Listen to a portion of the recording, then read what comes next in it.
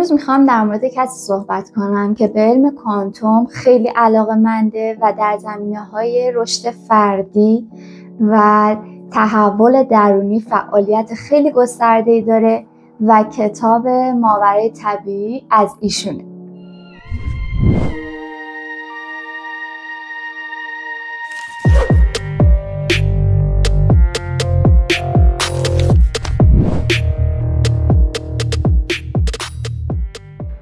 امروز یک مصاحبه از آقای دکتر جو دیسپنزا برات ترجمه کردم که اگر قدرت ذهن و شفای ذهن یک جورایی برات مهمه و میخوای اطلاعاتی در موردش داشته باشی، بهت توصیه میکنم حتما تا آخر این ویدیو رو نگاه کن، چون میتونه زندگی خیلی از ماها رو تغییر بده.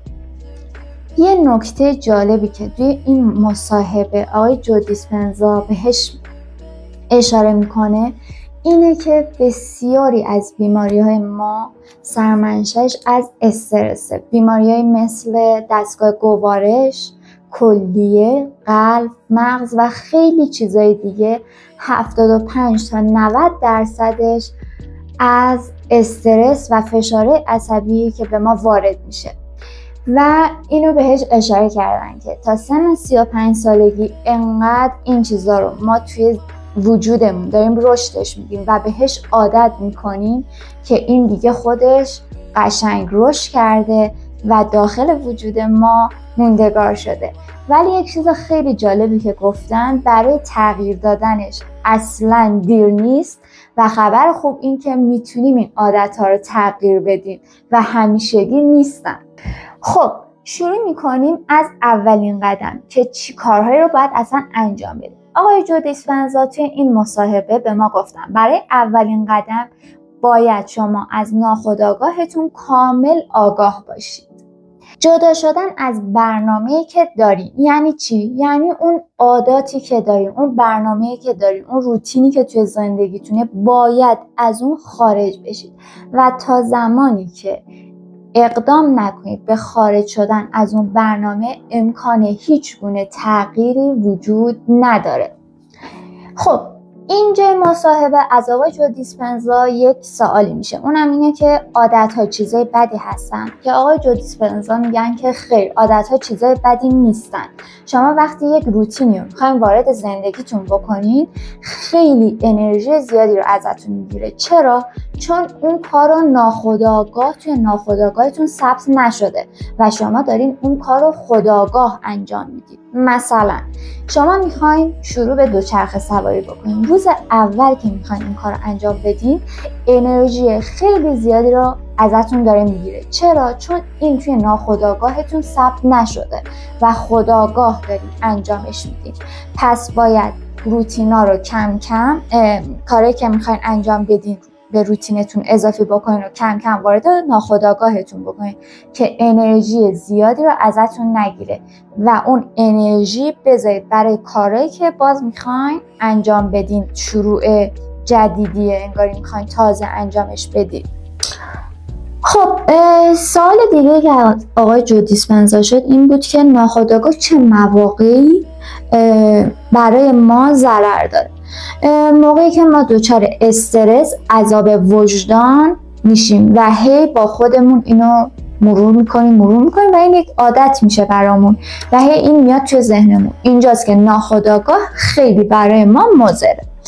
بعد سوال دیگه که پرسیده شد این بود که چرا بعضی وقتا ما در برابر تغییر کردن مقاومت میکنیم؟ آقا میدونیم که باید تغییر بکنیم، این چیز برای ما خوب نیست، ولی مقاومیم در برابرش.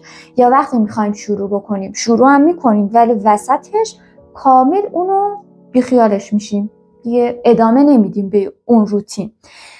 جواب سوال این بود که چون ما قراره از اون حاشیه امنمون بیرون بیایم و وارد یک قلمرو ناشناخته بشیم و احساسای جدیدی وارد زندگیمون میشه و تا بخواد این تبدیل به عادت و روتین بشه خیلی برای ما سخته، چون داریم از اون حاشیه امن بیرون میایم و هر چیزی که بخواد ما رو وارد یک فضای جدید بکنه و از اون حس امنیت در بیاره، ما راحت نیستیم باهاش و همین باعث میشه که اون وسط ها بیخیال این موضوع بشیم و اصلا از تغییر کردن دست بکشیم و همینه که خیلی در برابر تغییر کردن ما مقاومت میکنیم.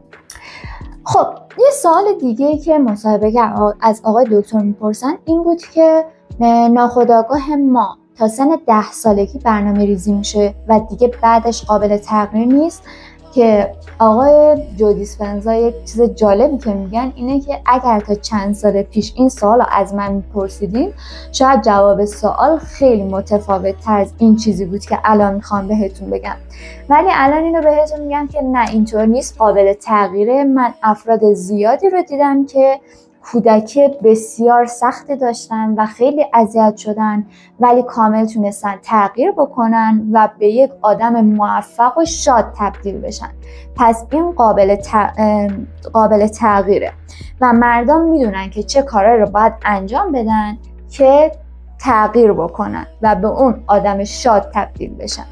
دکتر جو دیسپنزا میگن که شما وقتی شروع به تغییر میکنید عملکرد مغز، قلب و خیلی چیزای دیگه‌تون تغییر میکنه و خودشون شاهد این تغییرات روی بیشتر افراد بودن که بیماری‌های مثل MS، سرطان و خیلی چیزای دیگر رو تونستن تغییر بدن. میگن یه خانومی بوده که خودشون شاهد این چیز بودن که تونستن با جراحی، انگاری جراحی غده تیرویدشون در میارن ولی با قدرت ذهن میتونن اون غده تیروید رو دوباره به وجود بیارن و میگن که اگر من خودم این آزمایشاشون رو نگاه نمی کردم و نمیدیدم که مثلا همچین چیزی بوده و اونو برداشتم با جراحی و دوباره این به وجود اومده، اصلا باور نمی کردم و گفتم که میدونم که شاید مثلا برای شما این چیز باور کردنی نباشه. یه سوال جالب دیگه که از دکتر جو دیسپنزا میشه اینه که کی انسان شروع به تغییر میکنه؟ ایشون میگن که موقعی که هیچ چیز دیگه خوشحالت نمیکنه، یعنی به قول خودمون به ته خط میرسیم، نه مسافرت خوشحالت میکنه، نه تفریح خوشحالت میکنه، نه بازی کردن خوشحالت میکنه، هیچی خوشحالت نمیکنه. به اون ته خط میرسی و شروع میکنی به تغییر کردن. اون تصمیم رو میگیری که شروع بکنی به تغییر کردن و این آقای دکتر جو دیسپنزا اسمشو میذارن لحظه حسابرسی روح. اینجای ویدیو دکتر جو دیسپنزا میگن که ما منتظر یه اتفاقایی هستیم که در بیرون اتفاق بیفته تا ما تغییر بکنیم، که این اصلا غیر ممکنه و درست نیست. ما باید کامل از درون خودمون رو درست بکنیم، تغییرات بدیم تا چیزای بیرونی مثل محیط اطراف، حتی جسممون تغییر بکنه. و میگن که وقتی این اتفاق بیفته از اون حس وقتی تغییرات درونی اتفاق بیفته از اون حس قربانی بودن رها میشیم و خالق زندگی خودمون میشیم. دکتر جو دیسپنزا یه چیز جالبی هم که میگن هممون دوست داریم کارهای قدیمی رو انجام بدیم ولی چیزای جدیدی دریافت کنیم، مثلا نتایج بهتری دریافت کنیم، ولی اصلا اینطوری نیست. باید چیزای جدیدی رو ما انجام بدیم، تغییراتی رو انجام بدیم توی زندگیمون تا این تغییراتی که در درونمون انجام بدیم توی محیط اطرافمون کامل اثر بذاره و چیزای جدیدی دستگیر ما بشه. این مصاحبه انقدر چیزای زیاد و عجیبی داشت، این اپیزودشون حداقل 2 ساعت و خورده تایمش بود و من دوست دارم انقدر چیزای جالب و جدیدی داشتش توی 2 تا اپیزود براتون بذارم تا یکم کوتاه‌تر باشه و با دقت بیشتری شما ببینید. منتظر اپیزود بعدی ما باشید. در مورد ادامه همین مصاحبه است، در مورد قدرت ذهن دکتر جو دیسپنزا. اگر از این ویدیو خوشتون اومد حتما من لایک کنید، سابسکرایب کنید و ممنون که تا اینجای ویدیو منو دنبال کردید. دوستتون دارم. خداحافظ.